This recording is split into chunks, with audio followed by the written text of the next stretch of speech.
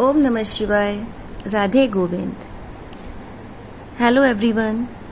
आज हम इस टॉपिक पर बात करेंगे कि जब हम अवेकनिंग में आते हैं, स्पिरिचुअल अवेकनिंग में, तो हमारे बहुत सारे रिश्ते छूटने क्यों लगते हैं, पीछे क्यों रह जाते हैं।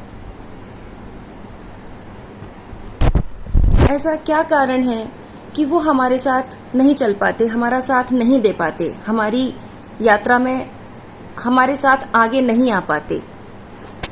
तो सबसे पहले तो हम ये जानेंगे कि ये जितने भी रिश्ते हैं ये एकदम से नहीं छूटते हैं कि बस हमने जागृति ली और ये सारे रिश्ते हमसे अलग होने लगे। नहीं, ये रिश्ते समय के साथ हमसे दूर होते हैं जब हम अपनी यात्रा में आगे बढ़ रहे होते हैं और हम आध्यात्मिक उन्नति कर रहे होते हैं। ये सबसे बड़ा साइन है इस चीज का कि जब लोग आपसे दूर होने लगे, कारण चाहे कुछ भी रहे, तो आप समझ लीजिए कि आपकी आध्यात्मिक उन्नति हो रही है। आप ऐसा मत सोचिए कि परिस्थितियां इतनी बुरी हैं तो मैं अपनी यात्रा में आगे बढ़ भी पा रही हूं या पा रहा हूं या नहीं, अगर रिश्ते छूटने लगे तो आपको ये बहुत ही पॉजिटिव साइन है आपकी यात्रा के लिए कि आप आध्यात्मिक उन्नति कर रहे हैं। अब बात आती है कि ये रिश्ते दूर होते ही क्यों हैं। तो इसके 2 और 3 मुख्य कारण हैं। देखिए, सबसे पहला कारण तो ये है कि इनमें बहुत सारे रिश्ते ऐसे होते हैं जो हमारे कर्मों से जुड़े हुए रिश्ते होते हैं, यानी कि हमारे कार्मिक बंधन, जिनसे हमारा कर्मों का लेन देन होता है। और वो बहुत पुराना बैगेज भी हो सकता है और वो इसी जन्म का भी हो सकता है, क्योंकि ऐसा नहीं है कि हमने इस जन्म में आके नए कर्मा जनरेट नहीं किए।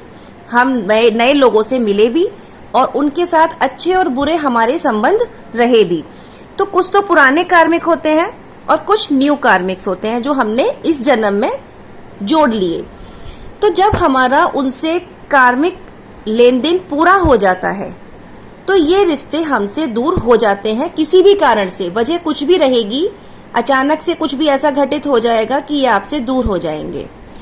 और ये आपके कार्मिक रिश्ते थे। इसकी सबसे बड़ी पहचान ये होती है कि जब ये रिश्ते आपके जीवन में होते हैं तो भी इनका बर्ताव आपके प्रति अच्छा नहीं होता है, लेकिन आप चुपचाप सह रहे होते हैं।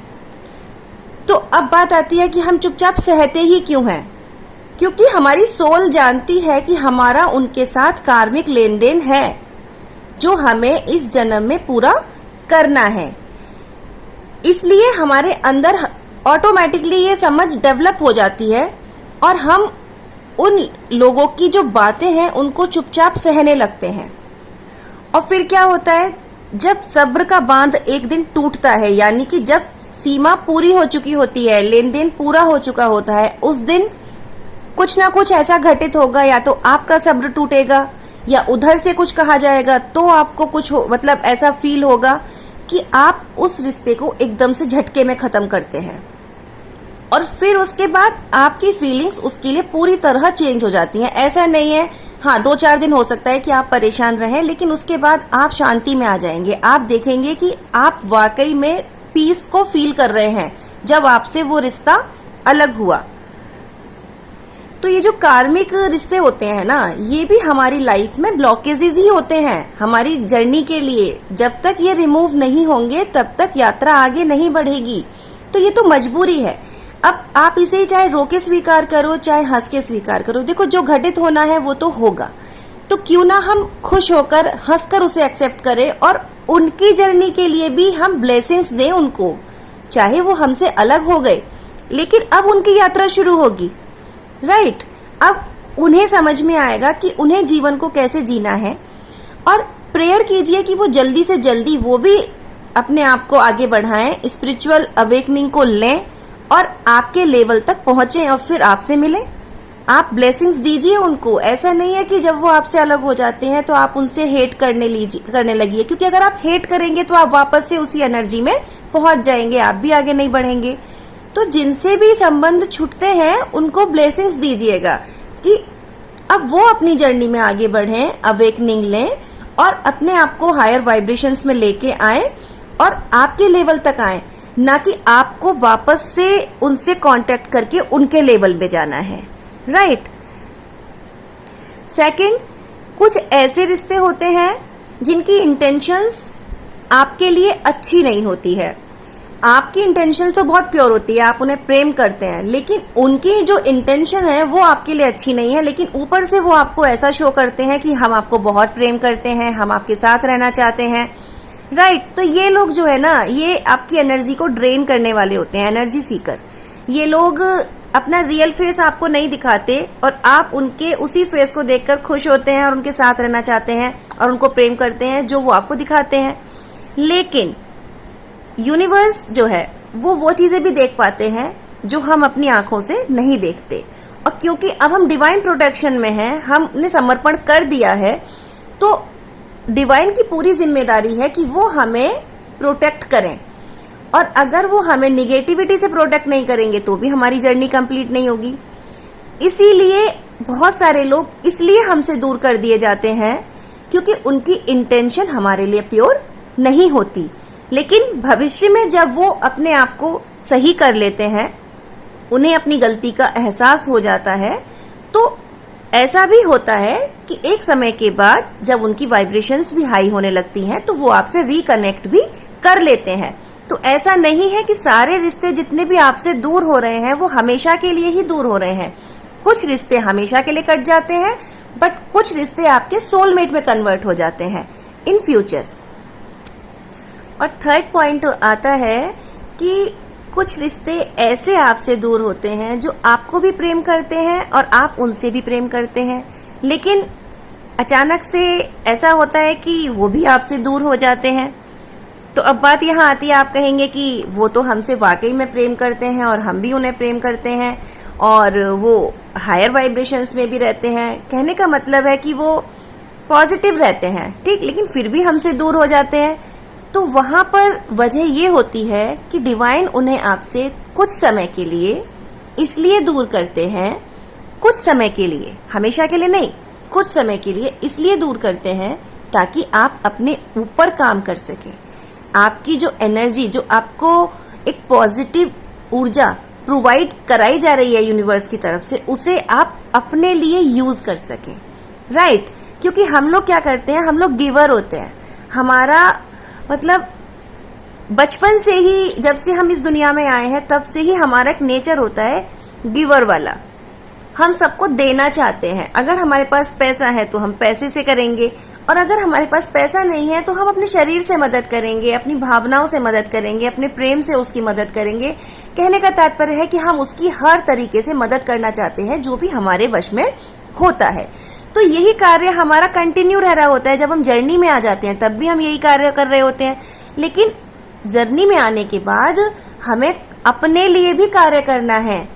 तो डिवाइन चाहते हैं कि थोड़े समय के लिए सेल्फिश हो जाओ, लेकिन हम हो नहीं पाते। ये बात हमें तब समझ में आती है जब हम अकेले रह जाते हैं, राइट। तो डिवाइन का जो पर्पस है वो सिर्फ यही है कि जो ऊर्जा आप अपने स्पिरिचुअल वर्क से गेन कर रहे हो, उसे बजाय दूसरों पे लुटाने के कुछ समय के लिए अपने ऊपर लुटाओ ताकि तुम उन्नति कर सको। तीसरा पॉइंट बहुत ही इंपॉर्टेंट है और ये है, तो आप रो मत।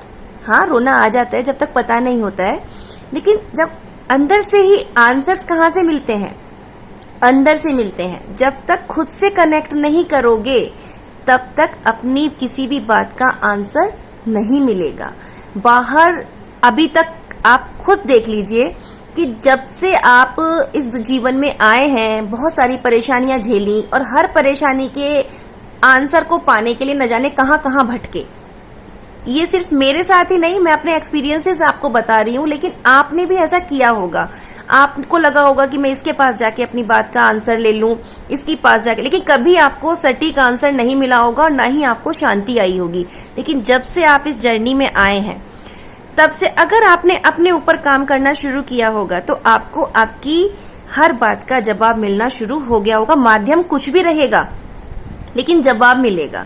तो जवाब तभी मिलेगा जब आप खुद से जुड़ेंगे। तो बस यूनिवर्स यही चाहते हैं कि थोड़े समय के लिए अपने साथ मिल लो, खुद से जुड़ लो, खुद को जान लो कि तुम क्या हो, कौन हो, यहाँ क्यों आए हो।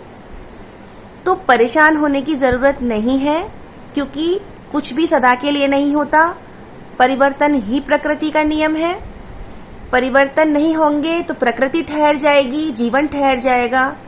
लोग आते हैं जाते हैं, लेकिन अगर तुम अपनी जगह सही बने हुए हो और सही बने रहोगे, और वो भी आपको भविष्य में देखेंगे कि आप क्या कर रहे हैं, किस जगह हैं, किस तरह से जीवन को जी रहे हैं, तो हो सकता है कि आपके जीवन से प्रभावित होकर वो भी अपने आप को ऊपर उठाने की कोशिश करें और एक समय पर आकर वो भी आपसे रिकनेक्ट करें।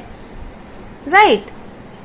तो कहने का तात्पर्य यही है कि जो भी छूट रहे हैं, किसी से भी हेट मत करो।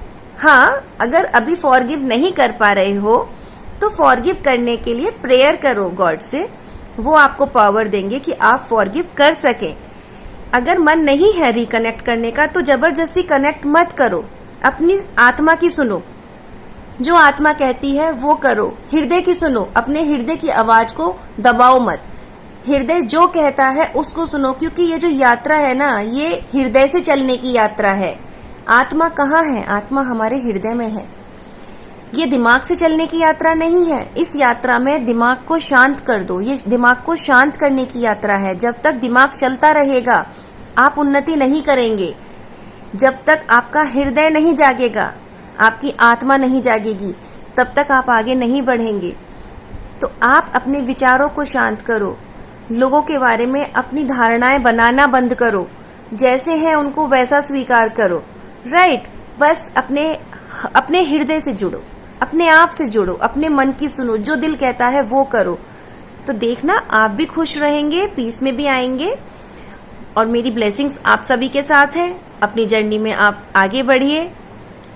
अगर आपको जानकारी अच्छी लगी है तो चैनल को लाइक एंड सब्सक्राइब कीजिएगा, वीडियो को लाइक कीजिएगा, शेयर कीजिएगा, अपनी प्रॉब्लम्स को कमेंट सेक्शन में दीजिएगा।